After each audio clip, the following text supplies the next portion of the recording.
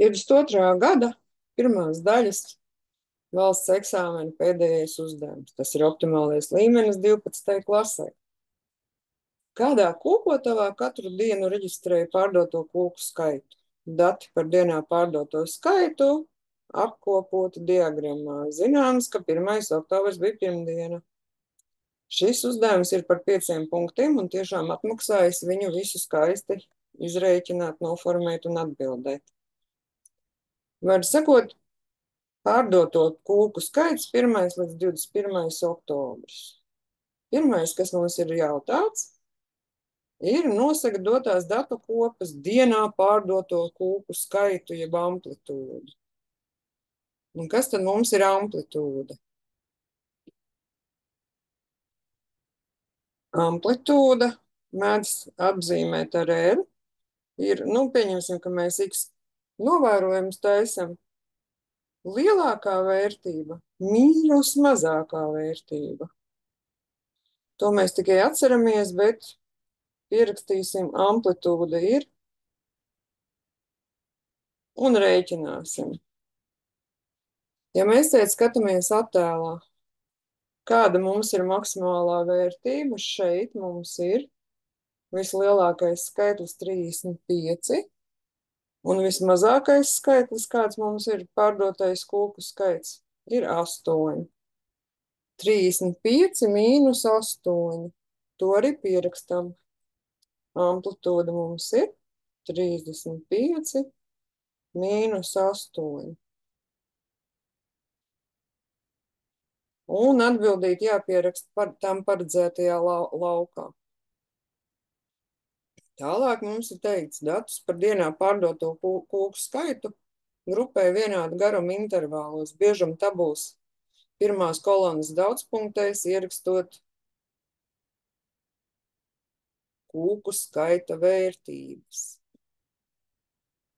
Tad skatāmies, ja mums ir dots dienā pārdoto kūku skaitu pirmais intervāls 8 līdz 14, 14 mīnus 8 ir 6 vienības, tad 15 plus 6 nākošais intervāls būs līdz 21.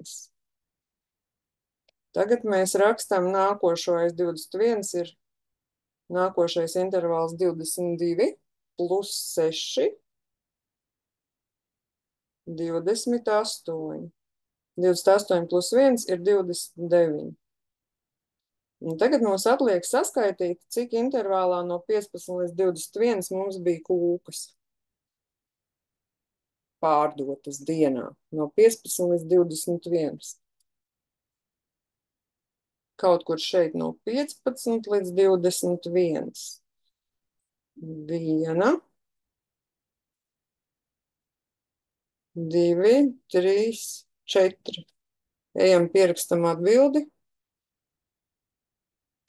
4 kūkas. No 22 līdz 28. Līdz 28 ieskaitot. 1, 2, 3. Saskaitījām.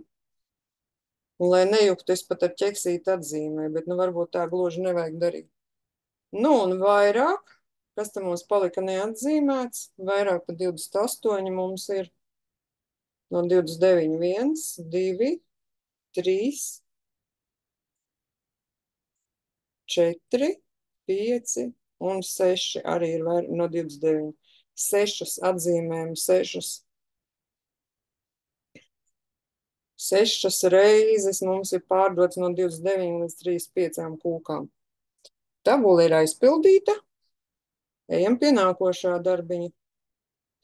Un mums ir dots 12. attēlā kastu diagramma. 1. un 3. nedēļā pārdoto kūku skaits.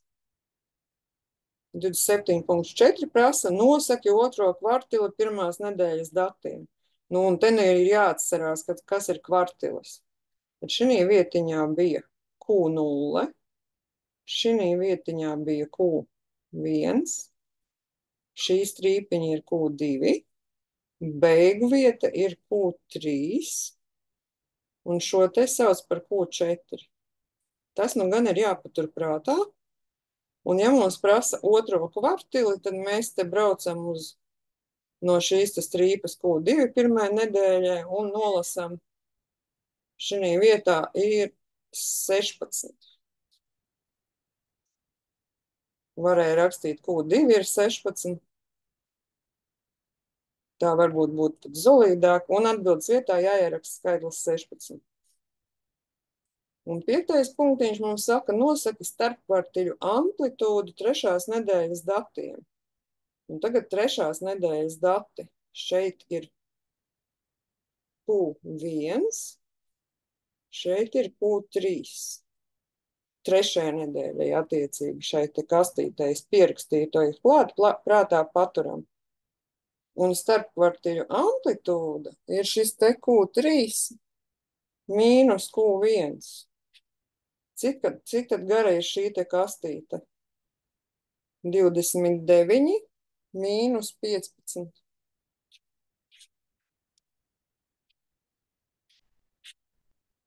Izrēķinam šo vērtību 14 un pierakstam atbildes vietā, lai pārbaudītājs var novērtēt jūsu sasniegumus. Ar to arī pirmā daļa ir izrēķināta. Paldies par uzmanību!